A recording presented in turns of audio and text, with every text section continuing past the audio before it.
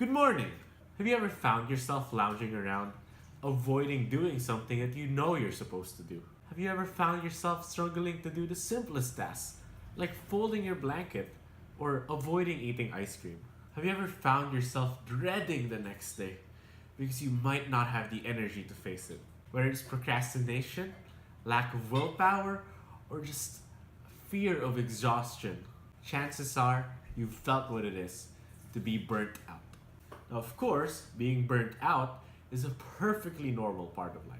Sometimes you're feeling inspired and enthusiastic about life, while other times you feel dejected and tired. Everyone has good days and bad days. What most people get wrong, however, is how to handle those bad days. Most people go about their bad days with the following attitude. They wake up in the morning feeling terrible and going like, alright, I need to do X, Y, and Z. Even though they feel ridiculously tired, they then inevitably feel intimidated by all of the tasks that they have to do. They just end up putting it off and putting it off again and again. However, while they're procrastinating, they're not really at rest because they feel guilty at the same time because they know that there's something that they have to do.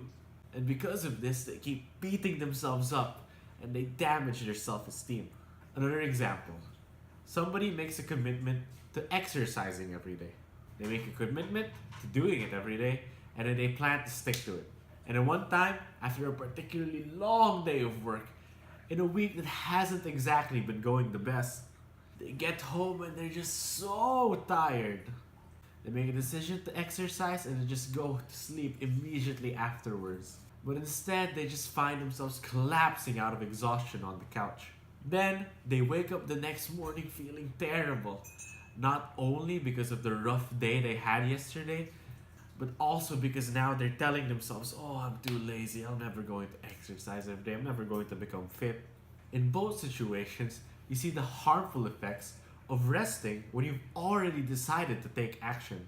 Not only do you not get the benefit of doing the thing that you set out to do, but you also feel guilty while you're resting, and then you have negative thoughts afterwards.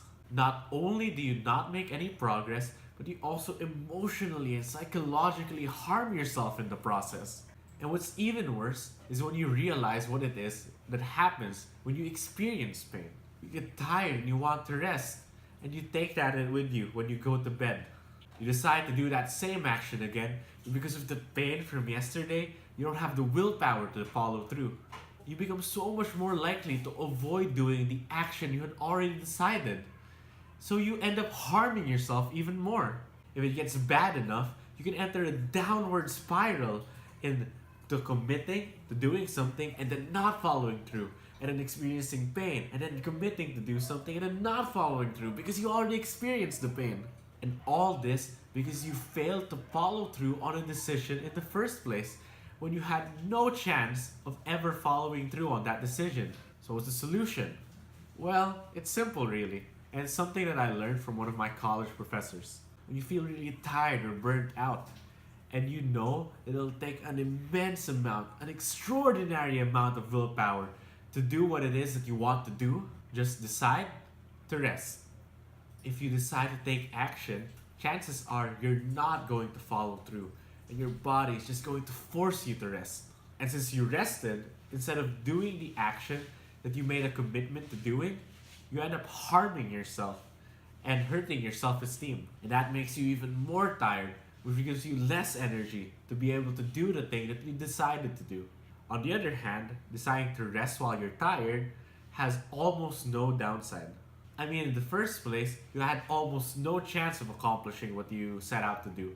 Maybe like a 10% chance, since 90% of the time, you'll just feel too tired to do anything. And when you decide to rest, the rest that you do is a lot more pleasing because you're no longer weighed on by the guilt of procrastination or the guilt of not following through with your commitment. There's such a big difference between consciously making a decision to rest and deciding to do something but resting instead. It won't weigh on your self-esteem and you'll have a chance to finally recover. You become much more likely after you've rested to actually be able to follow through with the decisions that you make. Now, clearly, there are limits to this, but just take this one simple truth. You can't just push yourself all the time. We're not machines, we're human beings. We need to be comfortable and relaxed sometimes. And when you push yourself so much that you accidentally rest, well, it's going to do a number on your self esteem. And you might enter a downward spiral and be unable to do any of the things that you set out to do. Pushing yourself too hard will make you that much more likely to fail. Instead, you should set aside certain amounts of time to make the conscious decision to rest. That way, you can recover and continue to do what it is that you need to do. This is VHC Blade saying, do what you're good at.